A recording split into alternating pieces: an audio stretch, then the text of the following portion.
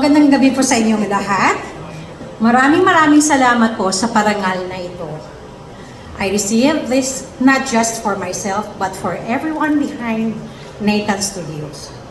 From day one, our vision has always been clear: to help Philippine cinema reach greater heights, to tell stories that matter, and to bring our narratives to the global community stage.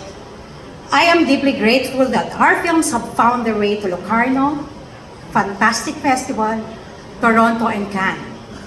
Cannes festivals I used to only dream of. Standing there representing our country is something I will forever cherish. Pero alam naman natin, cinema is never a solo journey. We need to keep collaborating with each other here at home and with filmmakers and producers around the world. That's how we grow, that's how we dream bigger together.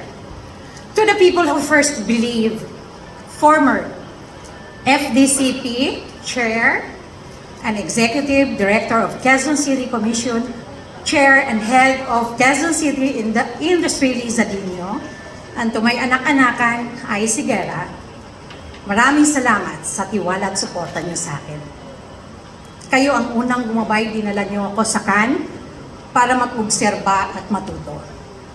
Sa ABS-CBN na laging handang tumulong at sumuporta sa akin, mapa-artista man ako o mapa-producer. Direk Roel Bayani, sa kakulitan nating dalawa, dito man o abroad, maraming salamat sa iyo. Dreamscape, I Want TV, ang dami kong natutunan sa inyo. Direk Wilfredo at Direk Richard Gomez, salamat sa mga pinagsamahan natin sa Cannes to Locarno. Ang dami ko, to Allenberg Ang, thank you for trusting me and introducing me to the Renoir team. Renoir is in the main competition in Cannes this year, and while it's not a Filipino film, it's a co-production we're proud of. We didn't just invest, we worked every step of the way. It opened a lot of opportunities for Nathan Studios, kinakabahan ako, to foreign filmmakers who believe in the Filipino producers. Of course, sobra silang believe in the Filipino talent. More collabs soon, I promise. Hinga muna ako sandali. Something bold. Something that will make you see stories and storytellers in a different light. A beautiful story about people with Down syndrome. Hindi ko muna sasabihin lahat ng detalye sa ngayon.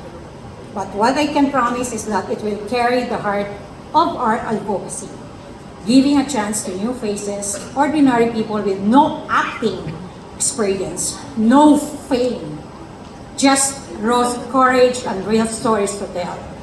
Hindi ko sila kilala ngayon, but wait until you see them shine. This is their moment, and you'll want to be there when it happens. Ito ang isa sa mga advocacy ng Pamilya at Riley. Nabigyan sila ng pagkakataon upang makilala at malaman natin na kaya din nila. Ulitin ko lang po ito ha, ito yung mga bida ko. Bigyan natin sila ng pagkakataon upang makilala at malaman natin na kaya din nila. Panahon na para sila naman ang magniningning. Kaya samahan po ninyo kami sa sinihan bago matapos ang taon na ito.